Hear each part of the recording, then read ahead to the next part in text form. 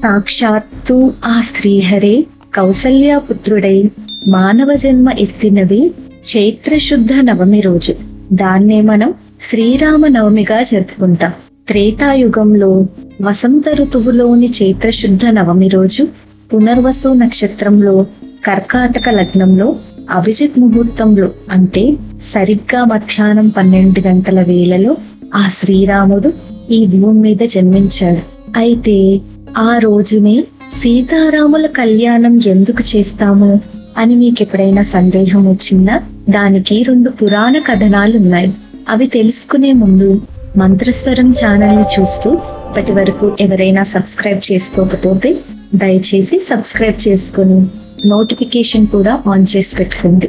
ఆగమ శాస్త్ర ప్రకారం సీతారాముల కళ్యాణం ఉత్తర పాల్గొని నక్షత్రం వైశాఖ శుద్ధ దశమి రోజున జరిగిందట.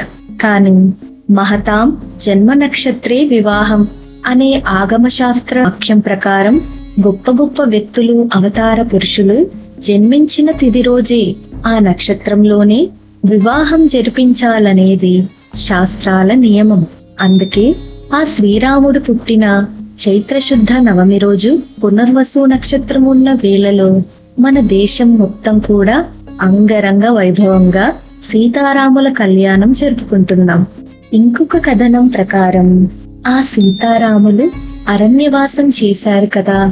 అరణ్యవాసం తర్వాత శ్రీరామచంద్రుడు రావణాసురుణ్ణి సంహరించి తిరిగి అయోధ్యకు చేరింది కూడా శ్రీరామ నవమి నాడే అని కొందరు భావిస్తారు. ఆ మర్నాడు తిరిగి అయోధ్యకు వచ్చింది నవమి రోజే కదా. ఆ మరుసటి రోజు దశమి శ్రీరాముడి పట్టాభిషేకం జరిగింది. దాన్నే మనం విజయదశమిగా కూడా జరుపుకుంటాం. అయితే అయోధ్యకు తిరిగి వచ్చింది నవమి రోజు కాబట్టి సీతారాముల కళ్యాణం కూడా నవమి రోజే జరుపుకోవడం ఆచారంగా మారిందట. 2025లో శ్రీరామ నవమి ఏప్రిల్ 6వ తారీఖున రాబోతుంది.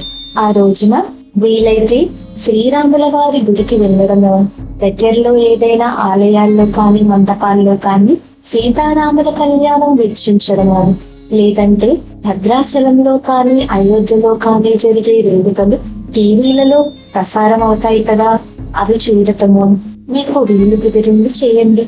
లేదంటే ఆ రోజున దీపారాధన చేసి మనసులో శ్రీరామ శ్రీరామ అని తలుచుకున్నా చాలు. ఆ సీతారాములు ఇద్దరు మన వెన్నంటే ఉంటారు. అందరికీ శ్రీరామ నవమి శుభాకాంక్షలు.